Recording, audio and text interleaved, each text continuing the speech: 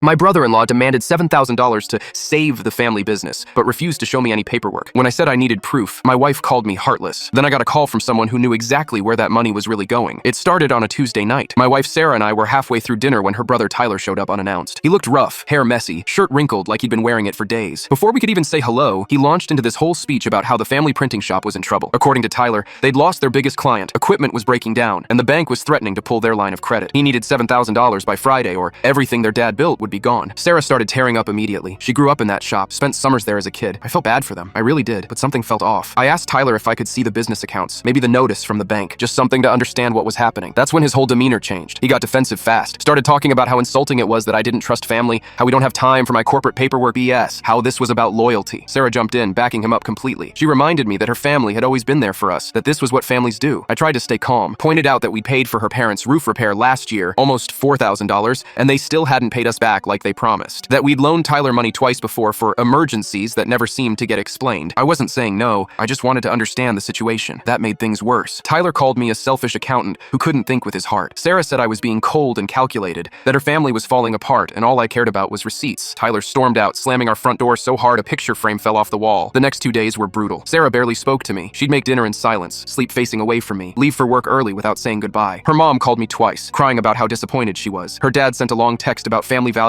and how he'd expected better from me. I started second-guessing myself. Maybe I was being too harsh. Maybe this one time I should just trust them. Sarah's family had always been a bit chaotic with money, but they weren't bad people. Then Friday morning happened. I was making coffee when my phone rang. Unknown number. I almost didn't answer. Is this about Tyler's business loan? A woman's voice, young, sounded nervous. I had no idea who this was. I said yes, cautiously. Asked who was calling. She introduced herself as Vanessa, Tyler's ex-girlfriend from 2 years ago. She'd seen him posting on social media about a family emergency, asking friends for prayers and support. Something about it bothered her because she knew the printing shop had been doing fine when they were together, so she did some digging. Vanessa told me she still followed Tyler's fishing buddy on Instagram. The guy had posted photos all week about a new boat they were buying together, a Ranger bass boat, fully loaded with all the gear. She did the math on the listing price, split 3 ways between Tyler and his 2 buddies. Tyler's share came out to exactly $7,000. I felt my stomach drop. Asked her why she was telling me this. She said Tyler had pulled the same move on her, different story, but same guilt trip energy. She'd given him $3,000 for a medical emergency that turned out to be a motorcycle down payment. She just didn't want to see someone else get scammed. I thanked her, hands shaking as I hung up, sat at my kitchen table for 20 minutes just staring at my coffee. Part of me wanted to confront everyone immediately. Part of me couldn't believe it was real. I decided to wait. Didn't tell Sarah about the call, just acted normal, let the tension sit. That evening, Tyler showed up again with Sarah. One last attempt to guilt me into handing over the money. He'd brought printouts this time, documents that looked official but were probably just templates he'd filled in. He went through this whole emotional appeal about legacy and family history and letting down his father. I let him finish the entire speech, nodded along like I was considering it. Then I pulled out my phone, opened the boat listing I'd found, and slid it across the table face up. Nice Ranger, fully loaded, splits 3 ways perfectly to $7,000. Tyler's face went completely white.